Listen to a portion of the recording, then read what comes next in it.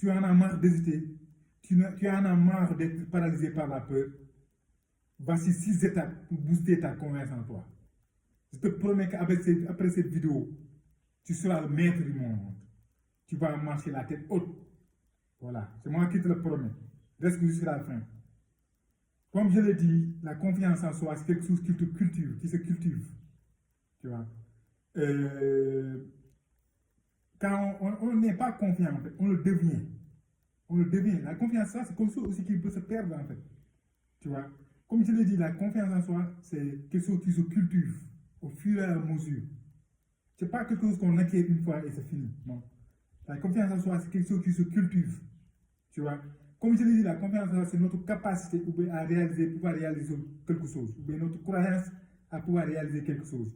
Par exemple, le fait de pouvoir parler en public, le fait d'aller parler avec cette fille, avec cette inconnue, le fait de pouvoir draguer cette fille, et j'en passe. C'est ça la confiance en soi. Donc la confiance en soi, c'est quelque chose qui se cultive au fur et à mesure. Tu vois? Donc on ne devient pas confiant du jour au lendemain. C'est quelque chose qu'on doit cultiver. Donc pour cultiver cette confiance en soi, on doit mettre en place des actions et des comportements pour avoir confiance en soi. Donc parmi ces comportements qu'on doit avoir, ou bien ces actions qu'on doit mettre en place pour avoir confiance en soi, la première étape qu'on doit mettre en œuvre pour avoir confiance en soi, les gars, pour être confiant, la première étape aujourd'hui, c'est de revoir votre posture.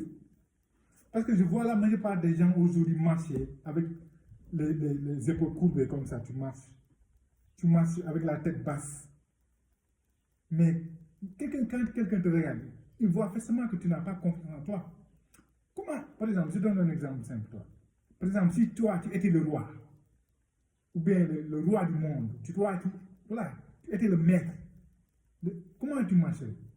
Ou bien le président est en place, comment tu marcherais? Est-ce que tu marchais la tête basse, hein, les épaules courbées, j'en passe? Ou bien tu marcherais comme un roi avec les épaules comme ça, la poitrine bombée. Tu marcherais comme ça pour montrer que c'est toi le roi, toi le chef. Et bon, c'est comme ça que tu vas marcher. Tu dois soigner ta posture. Tu dois marcher avec la tête haute. Tu vois. Et quand tu marches, tes épaules, tu vois, tu marches comme ça. Pour montrer que tu es quelqu'un de confiant. Tu dois dégager la confiance. On dégage la confiance à travers notre posture. Donc, si tu n'as pas cette posture-là, tu dois le corriger. Tu dois corriger ta posture pour avoir ce qu'on appelle les épaules droites, tu vois, la tête haute comme ça. Donc, il y a des exercices pour un peu, comment dire, redresser son épaule, ou bien ça, voilà. Par exemple, les tractions, tout ça, ça peut permettre comment dire, les épaules, que les gens passent. La posture, c'est la première étape que vous devez améliorer, votre posture. La deuxième étape, votre voix. Quand vous parlez, vous devez parler de manière posée. Vous devez prendre votre temps. Quand vous parlez, vous devez prendre votre temps et parler de manière posée, de manière calme. Tu vois, c'est ça. Et avec un ton. Avec un ton aussi. C'est-à-dire qu'on ne peut pas parler comme quelqu'un qui essaie de crier, je ne sais pas, qui essaie d'augmenter la voix, toutes ces choses-là. Ça montre tout simplement que parce que tu as envie de parler rapidement et voilà, de laisser la parole à quelqu'un d'autre. Quand tu prends la parole, ou bien quand tu parles, tu te poses et tu parles. De manière posée, en fait, tu parles, voilà, tu vois, comme ça. Et ça, tu montres que tu es posé. Tu n'es pas pressé, en fait. Donc, c'est la dernière étape, la voix. Tu dois avoir une voix, tu dois poser et parler de manière doucement et voilà, montrer que tu maîtrises la situation. Donc, la troisième étape, c'est l'œil contact. C'est important aussi, quand on parle, de regarder la personne dans les yeux. Mais je vois des gens, quand tu parles avec eux, ils baissent les yeux. Ils n'osent même pas te regarder.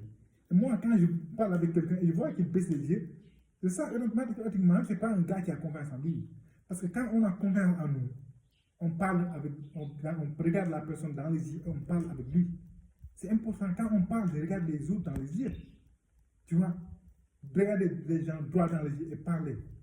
Tu vois, ça aussi, ça fait partie des gens qui ont confiance en nous, sont les gens qui regardent les gens dans les yeux et qui parlent. Tu vois. Et quatrième chose que vous devez améliorer, c'est affronter vos peurs. La peur aussi, le fait d'affronter ces peurs aussi, pour augmenter la confiance en nous. Je vous donne un exemple simple aujourd'hui. À chaque fois que vous avez peur, vous devez agir. Vous devez agir.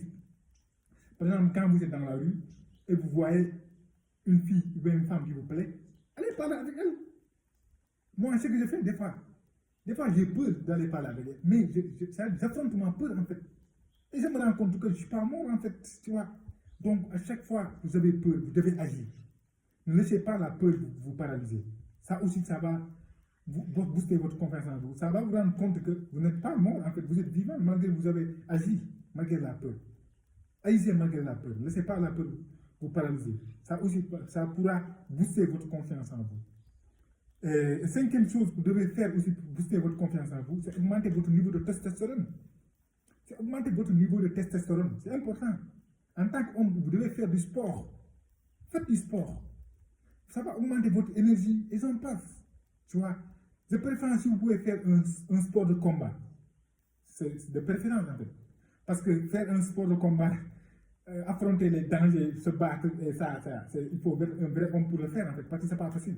Recevoir des coups, tout ça va augmenter votre niveau de testostérone, va augmenter au danger aussi, tu vois. C'est important. Faites du sport. Même si vous ne pouvez pas faire du combat, faire du sport de combat, faites un sport en fait.